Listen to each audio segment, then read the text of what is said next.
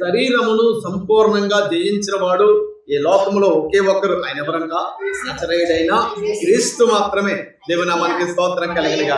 ఆయన నడవడిక కానివ్వండి, ఆయన చేసే చేష్టలు కానివ్వండి, ఆయన నోటి మాటలు కానివ్వండి, ఏమండి ఆయన చూపులు కానివ్వండి, మరి మైండ్ లో ఉన్న తలంపులు కానివ్వండి, హృదయంలో ఉన్న అగోచరాలు కానివ్వండి, ఇవన్నీ కూడా పరిశుద్ధముగానే ఉన్నాయంట. దేవుని నామానికి స్తోత్రం కలుగును గాక.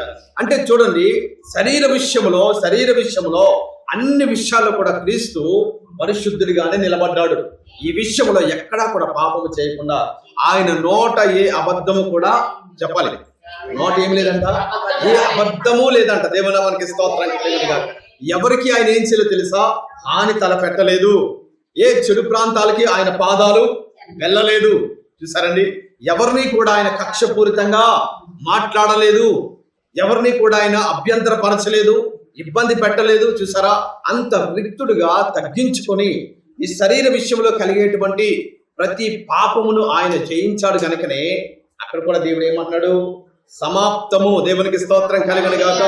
ఈ శరీరాన్ని జయించే క్రమంలో, ఈ శరీరాన్ని లోబరుచుకునే క్రమంలో, ఈ శరీరాన్ని అణుచుకునే క్రమంలో కూడా క్రీస్తు ఏం చేశాడంట? సమాప్తము చేశాడు, సంపూర్ణము చేశాడు. దేవుని నామానికి స్తోత్రం కలుగును గాక. మనం చేయగలుగుతున్నామా?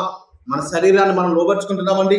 ఏమండి, దేవుని సన్నిధిలో ఉన్నప్పుడు కాస్త నిద్రను కూడా ఏం చేయలేము మనం? చెప్పాలి, మీరు చెప్పాలి. నిద్రను కూడా మనము ఎందుకని ఆపుకోలేకపోతామంటే శరీరాన్ని మనము కంట్రోల్ చేసుకోలేకపోతాం. కంట్రోల్ చేసుకోవాలంటే ముందు శరీరానికి ఏం చేయాలి తెలుసా? ముందుగానే ఇన్స్ట్రక్షన్స్ ఇవ్వాలి, సూచనలు ఇవ్వాలి. నేను దేవుని సన్నిధికి వెళ్తాను, ఓ శరీరమా ఏమాత్రము కూడా నన్ను ఇబ్బంది పెట్టొద్దు, చక్కగా నన్ను వాక్యము విననివ్వు అన్నట్లుగా బయలుదేరి వచ్చే ముందు ఏం చేయాలి? ఆ శరీరాన్ని హెచ్చరించి లోబరుచుకుని అప్పుడు రావాలి. దేవునికి స్తోత్రం కలుగునుగా. ఎప్పుడైతే హెచ్చరించి లోబరుచుకుని మనం వస్తామో అప్పుడు శరీరం ఏం చేస్తుంది? మన మాటకు భయపడుతుంది. దేవుని నామానికి స్తోత్రం కలుగునుగా. ఈ రీతిగా హెచ్చరించకుండా, ఆ శరీరాన్ని మనం భయపెట్టకుండా వచ్చేస్తామనుకోండి, ఏం చేస్తుంది? కాబట్టి పిల్లలు భయపడితేనే ఏమవుతారు? మాట విని చాలా చక్కగా కూర్చుంటారు. భయపెట్టకపోతే ఎక్కడికైనా వాళ్ళు తిరుగుతూనే ఉంటారు కదా. దేవుని నామానికి మహిమ కలుగును గాక. కాబట్టి మన శరీరమును మనం ఏం చేయాలంట? లోబరుచుకోవాలి. అందుకని పౌలు గారు అంటారు కదా, నేను పాపము చేయకుండానట్లు నా శరీరమును నేను నలగొట్టుకుంటున్నాను, లోబరుచుకుంటున్నానని ఒక అద్భుతమైన మాట అపోస్తలుడైన పౌలు గారు తెలియజేస్తూ ఉన్నాడు. దేవుని నామానికి స్తోత్రం కలుగును గాక. ఆయన కూడా శరీరాన్ని లోబరుచుకునే క్రమంలో సంపూర్ణుడిగానే మారాడు గనుకనే ఏమన్నాడు? నేను క్రీస్తును పోలి నడుచుకునిచున్నాను, మీరు నన్ను పోలి నడుచుకున్నాడు. దేవుని నామానికి స్తోత్రం కలుగును గాక. ఆ మాట ఆయన చెప్పగలిగాడంటే అర్థం ఏంటంటే ఆయన కూడా శరీరం ఏం చేశాడు? లోబరుచుకున్నాడు. దేవుని నామానికి స్తోత్రం కలుగును గాక. శరీరాన్ని లోబరుచుకోవడం అంటే అర్థం ఏంటంటే మన ఆలోచనలు, మన తలంపులు, మనలో రేగేటువంటి ఉద్రేకాలు, కోపాలు ఇవన్నీ కూడా ఏం చేయాలంట? అణుచుకోవాలి. అణుచుకోవటమే మనల్ని మనము లోబరుచుకోవటం. దేవునికి స్తోత్రం కలుగును గాక. నోటిని కూడా మనం ఏం చేయాలి? అణుచుకోవాలి. నోరేం చేస్తుందంటే ఉద్రేక పడిపోతూ ఉంది, మాట్లాడాలని ఏం చేస్తుంది? త్వరపడుతూ ఉంది. కానీ ఆ మాటలు బయటికి రాకుండా ఏం చేయాలి? మనము ఆ మాటలన్నీ కూడా మింగేయాలి. దేవునికి స్తోత్రం కలుగును గాక.